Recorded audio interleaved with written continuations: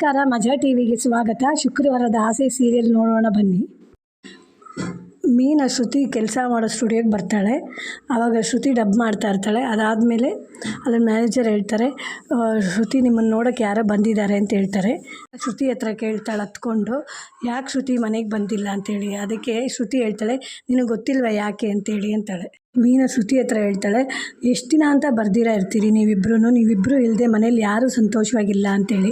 ಅದಕ್ಕೆ ಶ್ರುತಿ ಹೇಳ್ರು ಸಂತೋಷವಾಗಿದ್ದಾರೆ ಅನ್ಕೊತೀನಿ ಅಂತಾಳೆ. ಅದಕ್ಕೆ ಮೀನಾ ಹೇಳ್ತಾಳೆ, ಅವ್ರು ಯಾಕೆ ಸಂತೋಷವಾಗಿರ್ತಾರೆ ಹೇಳು ಅಂತ. ಅದಕ್ಕೆ ಶ್ರುತಿ ಹೇಳ್ತಾಳೆ, ನಿಮ್ಮ ಯಜಮಾನ್ರೆ ನಮ್ಮ ಅಪ್ಪನ ಹೊಡೆದಿದ್ದು, ಅದಕ್ಕೆ ನಾವು ಬರದೇ ಇದ್ದೀವಿ ಅಂತ ಹೇಳ್ತಾಳೆ. ಮೀನಾ ಹೇಳ್ತಾಳೆ, ಕರೆಕ್ಟು, ನಮ್ಮ ಯಜಮಾನ್ರು ಹೊಡೆದಿದ್ದು ಸರಿಯಲ್ಲ, ನಾನು ಅದಕ್ಕೆ ನ್ಯಾಯ ಅಂತ ಹೇಳಲ್ಲ, ಆದರೆ ನಿಮ್ಮಪ್ಪ ಏನೇನು ಮಾತಾಡಿದ್ರು ಗೊತ್ತಾ ಅಂತ ಹೇಳ್ತಾಳೆ. ಶ್ರುತಿ ಹೇಳ್ತಾಳೆ, ನಿನ್ನ ಕೈಯಲ್ಲಿ ಚೈನ್ ಇದ್ದಿದ್ದು ನೋಡಿ ಅಪ್ಪ ಮಿಸ್ಅಂಡರ್ಸ್ಟ್ಯಾಂಡಿಂಗ್ ಮಾಡ್ಕೊಂಡಿದ್ದಾರೆ, ಅದನ್ನು ಕರೆಕ್ಟಾಗಿ ಹೇಳಿ ಸರಿ ಮಾಡಿದರೆ ಸರಿ ಹೋಗ್ತಾ ಇತ್ತು ಅಂತ ಹೇಳ್ತಾಳೆ. ಮೀನಾ ಹೇಳ್ತಾಳೆ, ಎಷ್ಟೊತ್ತಿಂದ ಸಮಾಧಾನವಾಗಿದ್ದರು ಗೊತ್ತಾ ನಮ್ಮ ಯಜಮಾನ್ರು, ಏನು ಮಾತಾಡದೇ ಇದ್ದರು, ಮಾವನೂ ಸುಮ್ಮನೆ ಇದ್ದರು, ಆದರೆ ನಿಮ್ಮಪ್ಪ ಕೇಳಲೇ ಇಲ್ಲ, ಎಷ್ಟೊಂದು ಮಾತಾಡ್ತಾನೆ ಇದ್ದರು ಅಂತ ಹೇಳ್ತಾಳೆ. ಇದೊಂದು ಮಾತಿಗೆ ಅವ್ರು ಬೆಳಗ್ಗೆಯಿಂದ ಮಾತಾಡ್ದಿರ ಸಮಾಧಾನವಾಗಿದ್ದರು ಅಂತ ಹೇಳ್ತಾಳೆ. ಯಾವಾಗ ತಾನೇ ಮಾತಾಡ್ದಿದ್ದಾರೆ ಅಂತೇಳಿ ಹೇಳ್ತಾಳೆ. ಏನೇನು ನಡೀತು ಬೆಳಗ್ಗೆಯಿಂದ ಗೊತ್ತಾ, ಆದ್ರೂ ಅವ್ರು ಸುಮ್ಮನೆ ಸಮಾಧಾನವಾಗಿ ಇದ್ದರು ಅಂತ ಹೇಳ್ತಾಳೆ. ಅಪ್ಪ ಎಷ್ಟು ಅವಮಾನ ಮಾಡಬೇಕು, ನನ್ನನ್ನು ಅಷ್ಟು ಅವಮಾನ ಮಾಡಿದ್ರು, ನನ್ನನ್ನು ಕಳ್ಳಿ ಅಂದರು, ನಮ್ಮ ಕುಟುಂಬದವರೆಲ್ಲ ಕಳ್ಳರು ಅಂತ ಹೇಳಿದ್ರು, ಇರುತ್ತೆ ನನ್ನ ಮನಸ್ಸು, ಹೇಳಿ ಶ್ರುತಿ ಅಂತ ಹೇಳ್ತಾಳೆ. ಅದಕ್ಕೆ ನಮ್ಮಪ್ಪ ಗೊತ್ತಿಲ್ದಿರ ಹೇಳಿರೋದು ಅಂತೇಳಿ. ಅದಕ್ಕೆ ಮೀನಾ ಹೇಳ್ತಾಳೆ, ನಿಮ್ಮಪ್ಪ ಗೊತ್ತಿಲ್ಲದೆ ಹೇಗೆ ಹೇಳ್ತಾರೆ ಶ್ರುತಿ, ನಾನು ಕಳ್ತನ ಮಾಡಿಕೊಂಡು ಕೊಟ್ಟಿದ್ದು ನನ್ನ ಗಂಡ ಕುಡಿತಾರೆ ಅಂತ ಹೇಳ್ತಾರೆ ಅಂತ. ಇನ್ನು ಭಿಕ್ಷೆ ಬೇಡ ತಾನೆ ಅಂತೇಳಿ ತುಂಬ ಮೋಸವಾಗಿ ಮಾತಾಡ್ತಾರೆ ನನ್ನನ್ನು ಅಂತ ಕೇಳಿದ ಮೇಲೇ ಅವರು ನಿಮ್ಮಪ್ಪನ ಹೊಡೆದಿದ್ದು ಅಂತ ಹೇಳ್ತಾಳೆ. ನಮಗೆ ನಮ್ಮಪ್ಪ ಕಳ್ತನ ಮಾಡೋದು ಹೇಳ್ಕೊಟ್ಟಿಲ್ಲ, ಯಾವ ಥರ ಕಷ್ಟಪಟ್ಟು ದುಡಿಬೇಕು, ಚೆನ್ನಾಗಿರಬೇಕು ಅಂತ ಹೇಳ್ಕೊಟ್ಟಿದ್ದಾರೆ ಅಂತ ಹೇಳ್ತಾಳೆ. ಯಾವ ಆಸೆನೂ ಕನಸು ಇಲ್ಲ, ನನಗೆ ಕುಟುಂಬ ಚೆನ್ನಾಗಿರಬೇಕು ಅಷ್ಟೇ ಇರೋದು ಅಂತ ಹೇಳ್ತಾಳೆ. ನನ್ನ ತಮ್ಮ ಗೊತ್ತಿಲ್ದಿರ ಒಂದ್ಸರಿ ತಪ್ಪು ಮಾಡ್ದೆ, ಅದಕ್ಕೋಸ್ಕರ ನಮ್ಮಪ್ಪನೇ ಅದಕ್ಕೆ ಬಿಟ್ಟು ಹೊರಟೋದ್ರು ಅಂತ ಹೇಳ್ತಾಳೆ. ನಾನು ಇನ್ನೊಬ್ಬರ ವಸ್ತುಗೆ ಆಸೆ ಪಡಲ್ಲ ಅಂತ ಹೇಳ್ತಾಳೆ. ನನಗೆ ಗೊತ್ತಿಲ್ವ ನಿಮ್ಮ ಬಗ್ಗೆ ಇಷ್ಟೊಂದು ವಿವರಣೆ ಕೊಡಬೇಕಾ ಅಂತ ಹೇಳ್ತಾಳೆ. ಎಷ್ಟು ಮಾತಾಡಿದ್ದಕ್ಕೆ ಸೂರ್ಯ ಜಗಳ ಆಡಿದ್ದು, ಇಲ್ಲದಿದ್ರೆ ಆಡ್ತಾ ಇರಲಿಲ್ಲ ಅಂತ ಹೇಳ್ತಾಳೆ. ತಂದೆ ಈ ಥರ ಮಾತಾಡ್ತಾ ಇರೋವಾಗ ಅವ್ರು ನೋಡ್ಕೊಂಡು ಹೇಗೆ ಸುಮ್ಮನೆ ಇರ್ತಾರೆ. ಇವಾಗ ನೀನು ಬಂದಿಲ್ಲ ಅಂತಲೇ ರವಿ ನಿನಗೆ ಸಪೋರ್ಟ್ ಮಾಡಿ ನಿನ್ನ ಜೊತೆನೇ ಇದ್ದಾನೆ, ಅದೇ ರೀತಿ ಅಂತ ಹೇಳ್ತಾಳೆ. ನಮ್ಮಪ್ಪನ ಸಮಾಧಾನದಿಂದ ಹೇಳ್ಬೋದಾಗಿತ್ತು ಅಂತೇಳಿ. ಮೀನಾ ಹೇಳ್ತಾಳೆ, ನಿಮ್ಮಪ್ಪ ಎಲ್ಲಿ ಮಾತಾಡಕ್ಕೆ ಬಿಟ್ಟರು ನಮ್ಮನ್ನು ಅಂತೇಳಿ, ನನಗೆ ಕಳ್ಳಿ ಪಟ್ಟ ಕೊಟ್ಟರು ನಿಮ್ಮಪ್ಪ ಅಂತ ಹೇಳ್ತಾಳೆ. ಶ್ರುತಿ, ನೋಡಿದ್ಯಾ ನಿನ್ನ ಮನೆಯಲ್ಲಿ ದುಡ್ಡು ಒಡವೆ ಎಲ್ಲ ಇರುತ್ತೆ, ಆದರೆ ನಾನು ಯಾವ್ದಾರ ಎತ್ತಿದ್ದೀನ ಅಂತ ಹೇಳ್ತಾಳೆ.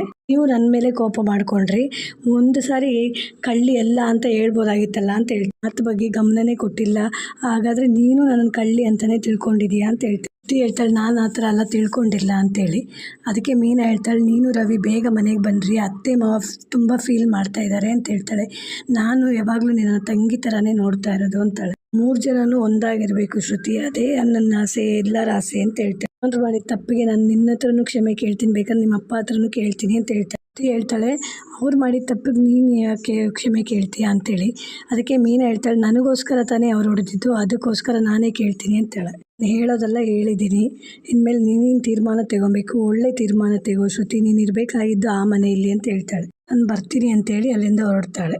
ಸೂರ್ಯ ರವಿ ಹತ್ರ ಕೇಳ್ತಾನೆ, ಏನೋ ನೀನು ಅಲ್ಲೇ ಇದ್ದೀಯಲ್ಲ ಶ್ರುತಿ ಮನೇಲಿ, ಹೋದ್ವಾ ಬಂದ್ವಾ ಅಂತಿರಬೇಕು, ಮನೆಗೆ ಬಂದಿಲ್ಲ ಅಂತ ಕೇಳ್ತಾನೆ. ತುಂಬ ಬೇಜಾರಾಗಿದ್ದಾರೆ ಕಣೋ, ನಿನಗೆ ಪಾರ್ಸೆಲ್ ಬಂದಾಗ ನೀನು ಅಲ್ಲೇ ಇದೆಯಾ ಅಂತ ಅಪ್ಪ ತಿಳ್ಕೊಂಡು ನಿನ್ನ ಬಗ್ಗೆನೇ ಯೋಚನೆ ಮಾಡ್ತಾ ಇದ್ದಾರೆ. ನೀನು ನೋಡಿದ್ರೆ ನಿಮ್ಮ ಮಾವನ ಮನೇಲೇ ಇದೆಯಾ, ನಿನಗೆ ಅಪ್ಪ ಅಮ್ಮನಿಗಿಂತ ಹೆಂಡ್ತಿ ಅವ್ರ ಅಪ್ಪ ಅಮ್ಮ ಹೆಚ್ಚು ಆ ಥರ ಅಂತ ಕೇಳ್ತಾನೆ. ರವಿ ಕೇಳ್ತಾನೆ, ಮೀನಾ ಅತ್ತಿಗೆನ ಶ್ರುತಿಯವರಪ್ಪ ತಪ್ಪಾಗಿ ಹೇಳಿದ್ರು ಅಂತ ತಾನೇ ನೀನು ಹೊಡೆದಿದ್ದು, ಗಲಾಟೆ ಮಾಡಿದ್ದು, ಅದೇ ಥರ ನಿನಗೆ ಅವಾಗ ನಿನ್ನ ಹೆಂಡ್ತಿನೇ ಮುಖ್ಯ ಅನಿಸಿದ್ಲು ತಾನೇ ಅಂತ ಹೇಳ್ತಾನೆ. ಸೂರ್ಯ ಹೇಳ್ತಾನೆ, ಇವಾಗೆಲ್ಲ ಲಾಯರ್ ಥರ ಮಾತಾಡೋದು ಕಲ್ತ್ಕೊಂಡ್ಬಿಟ್ಟಿದ್ಯಾ, ಮುಂಚೆ ಎಲ್ಲ 1-2 ಮಾತು ಮಾತಾಡ್ತಾ ಇದ್ದೆ ಅಷ್ಟೇ ಅಂತ ಹೇಳ್ತಾನೆ.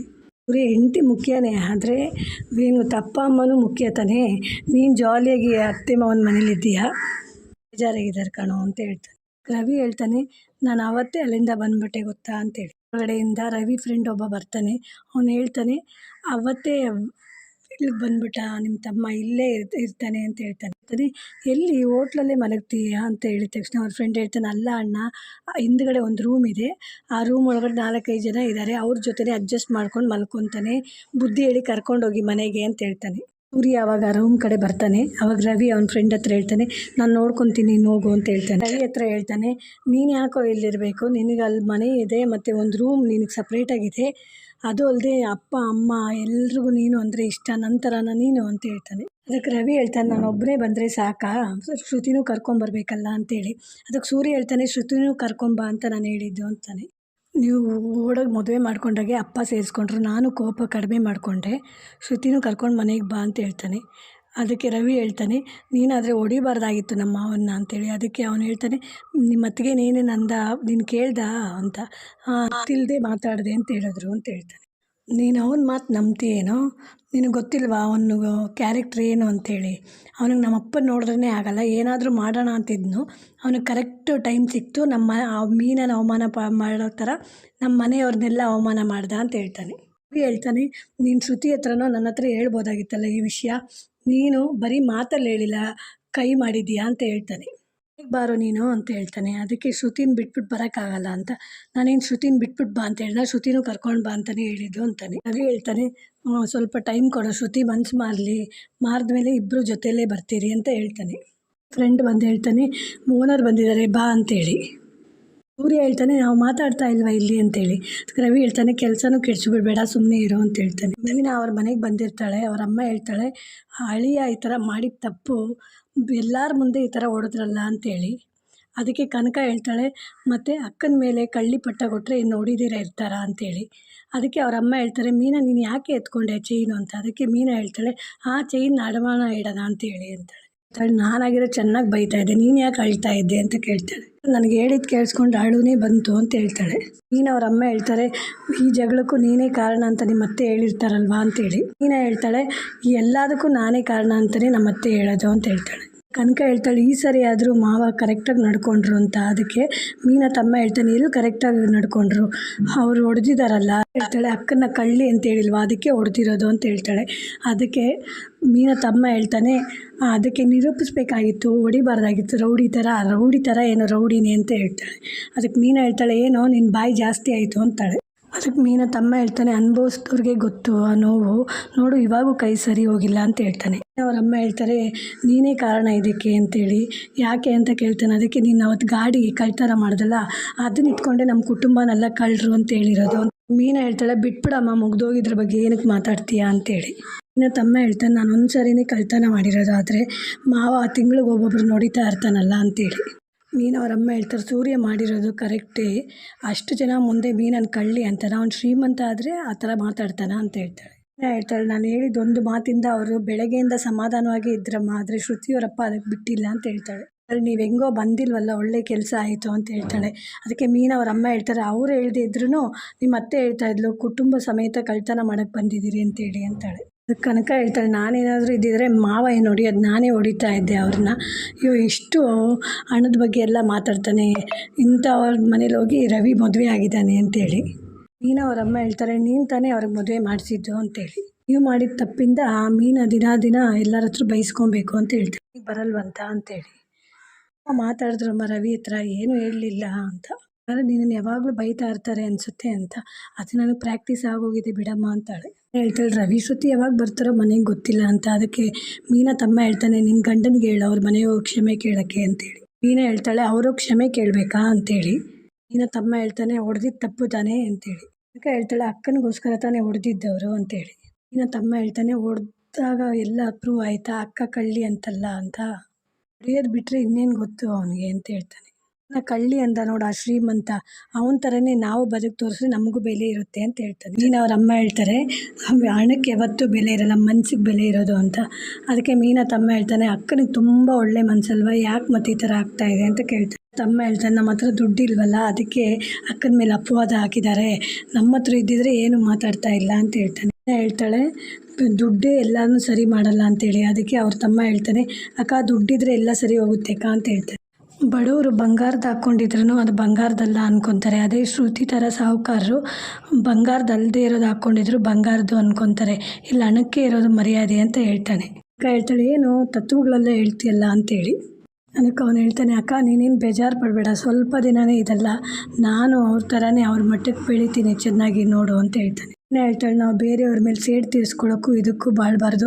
ನಮ್ಗೆ ಇಷ್ಟ ಇರೋ ಕೆಲಸ ಮಾಡಿ ಸ್ವಲ್ಪ ಸಂಪಾದಿಸಿದ್ರು ನೆಮ್ಮದಿಯಿಂದ ಇರಬೇಕು ಅಂತ ಹೇಳ್ತಾಳೆ. ತಮ್ಮ ಹೇಳ್ತಾನೆ, ನಾವು ಎಲ್ಲಿ ಕೆಲಸ ಮಾಡ್ತೀರಿ, ಏನು ಮಾಡ್ತೀರಿ ಅಂತ ಯಾರೂ ನೋಡಲ್ಲ, ನಾವು ತಗೊಂಡಿದ್ದು ವಸ್ತು ಬೆಲೆನೇ ನೋಡೋದು ಅಂತ ಹೇಳ್ತಾರೆ. ಅವ್ರ ಅಮ್ಮ ಹೇಳ್ತಾರೆ, ಅದಕ್ಕೆ ಅಂತ ಕಳ್ತನ ದರೋಡೆ ಮಾಡೋಕ್ಕೆ ಹೇಳ್ತೀಯ ನೀನು? ನಾವು ಇಷ್ಟು ದಿನ ಕಷ್ಟಪಟ್ಟು ನಿಮ್ಮನ್ನೆಲ್ಲ ಸಾಕಿರೋದು ಅಂತ ಹೇಳ್ತಾಳೆ. ಕೆಲಸ ಮಾತ್ರ ಮಾಡಬೇಕು ಅಂತ ಹೇಳ್ತಾರೆ ಅವರಮ್ಮ. ಅವ್ರಿಗೆ ಮಾತ್ರ ಗಮನ ಕೊಡು ಅಂತ ಹೇಳ್ತಾಳೆ, ನಾವು ನಿಯತ್ತಾದ ಕೆಲಸ ಮಾಡಬೇಕು. ಅದಕ್ಕೆ ಮೀನಾ ತಮ್ಮ ಹೇಳ್ತಾನೆ, ನಾನು ನೇರವಾದ ದಾರಿಯಲ್ಲೇ ಹೋಗೋದು ಅಂತ ಹೇಳ್ತಾನೆ. ಒಳ್ಳೆ ಹಣ ಬೇಕು ಅಂದರೆ ಬುದ್ಧಿವಂತಿಕೆ ಬೇಕು ಅಂತ ಹೇಳ್ತಾನೆ. ನೋಡ್ಕೊತೀನಿ, ನಾನು ಮಾಡ್ಕೊತೀನಿ. ಅದಕ್ಕೆ ಮೀನಾ ಹೇಳ್ತಾಳೆ, ಅಮ್ಮ ಇವನು ಯಾಕಮ್ಮ ಈ ಥರ ಆಡ್ತಾ ಇದ್ದಾನೆ ಅಂತೇಳಿ. ಅಕ್ಕ ಹೇಳ್ತಾಳೆ, ಅಕ್ಕ ಸಹವಾಸ ದೋಷ ಅಂತ ಹೇಳ್ತಾಳೆ. ಮೀನಾ ಅವ್ರ ಅಮ್ಮ ಹೇಳ್ತಾರೆ, ಅವನು ಓದಿ ಮುಗಿಲಿ, ಒಳ್ಳೆ ಕೆಲಸ ನೋಡಿ ಹೋಗ್ತಾನೆ ಅಂತ ಹೇಳ್ತಾಳೆ. ಮೀನಾ ಹತ್ರ ಕೇಳ್ತಾರೆ, ಏನು ಪ್ರಾಬ್ಲಮ್ ಇಲ್ವಾ ಅಂತ ಕೇಳ್ತಾರೆ. ನಿಮ್ಮ ಅಳಿಯ ಸಪೋರ್ಟ್ ಆಗಿದ್ದಾರೆ, ಪರವಾಗಿಲ್ಲಮ್ಮ ಅಂತ ಹೇಳ್ತಾಳೆ. ಇಲ್ಲಿ ಸ್ಟುಡಿಯೋಲ್ಲಿ ಡಬ್ ಮಾಡ್ತಾ ಇರ್ತಾಳೆ. ಮುಗಿಸಿ ಬಂದು ಮ್ಯಾನೇಜರ್ ಹತ್ರ ಮಾತಾಡ್ತಾಳೆ. ಹೊಟ್ಟೆ ಹಸಿತಾ ಇದೆ ಸರ್ ಅಂತ ಹೇಳ್ತಾಳೆ. ಅದಕ್ಕೆ ಆ ಮ್ಯಾನೇಜರ್ ಹೇಳ್ತಾನೆ, ನಿನಗೇನಮ್ಮ, ನಿನ್ನ ಗಂಡನೇ ಮಾಡ್ಕೊಂಡು ಎತ್ಕೊಂಡು ಬರ್ತಾನೆ ಅಂತೇಳಿ, ನಿನ್ನ ತಾಳಿ ಶಾಸ್ತ್ರಕ್ಕೆ ಬರೋಕ್ಕಾಗಿಲ್ಲ, ಚೆನ್ನಾಗಿ ನಡೀತಮ್ಮ ಅಂತ ಕೇಳ್ತಾನೆ. ಅದಕ್ಕೆ ಶ್ರುತಿ ಹೇಳ್ತಾಳೆ, ಎಲ್ಲಿ ಸರ್, ನಮ್ಮ ಯಜಮಾನ್ರ ಅಣ್ಣ ನಮ್ಮಪ್ಪನ ಹೊಡೆದ್ಬಿಟ್ರು ಅಂತ ಹೇಳ್ತಾಳೆ. ಇಷ್ಟು ದೊಡ್ಡ ಪ್ರಾಬ್ಲಮ್ ಆಯ್ತಮ್ಮ, ನೀನು ಇಷ್ಟು ಈಸಿಯಾಗಿ ತಗೊಂತೀಯಾ ಅಂತ. ಅದಕ್ಕೆ ಏನು ಮಾಡೋದು ಸರ್, ನಾನು ಹತ್ಕೊಂಡು ಕಿರ್ಚ್ಕೊಂಡು ಹೇಳೋಕ್ಕಾಗುತ್ತಾ ಅಂತ ಹೇಳ್ತಾಳೆ. ನಾನು ಹೋಗಿ ಊಟ ಆರ್ಡ್ರ್ ಮಾಡ್ತೀನಿ ಸರ್ ಅಂತ ಹೋಗ್ತಾಳೆ. ಕಾಲ್ ಮಾಡಿ ಆರ್ಡ್ರ್ ಮಾಡ್ತಾಳೆ ಊಟ. ಆವಾಗ ರವಿಗೆ ಹೇಳ್ತಾನೆ, ನಿನಗೆ ಸ್ಪೆಷಲ್ ಆರ್ಡ್ರ್ ಬಂದಿದೆಯಪ್ಪ ಅಂತ. ನನಗೆ ತುಂಬ ಕೆಲಸ ಇದೆ ಅಂತ ಹೇಳ್ತಾನೆ. ಇಲ್ಲ ಇದೇ ಮುಖ್ಯವಾದ ಕೆಲಸ ಅಂತ ಹೇಳ್ತಾನೆ. ಯಾರಪ್ಪ VIP ಅಂತ ಹೇಳಿದಾಗ, ನಿನ್ನ ಹೆಂಡ್ತಿನೇ ಶ್ರುತಿ ಅಂತ ಹೇಳ್ತಾನೆ. ಹೌದಾ, ಏನಾದರೂ ಹೇಳಿದ್ಲಾ ಅಂತ. ಇಲ್ಲಪ್ಪ, ಏನೂ ಹೇಳಲಿಲ್ಲ, ಆರ್ಡ್ರ್ ಮಾತ್ರ ಕೊಟ್ಟಳು ಅಂತ ಹೇಳ್ತಾನೆ. ಇಲ್ಲಿಗೆ ಈ ಸಂಚಿಕೆ ಮುಗಿಯಿತು. ನಮ್ಮ ಚಾನಲ್ಗಾಗಿ ಸಬ್ಸ್ಕ್ರೈಬ್ ಮಾಡಿ, ಲೈಕ್ ಮಾಡಿ, ಬೆಲ್ ಐಕಾನ್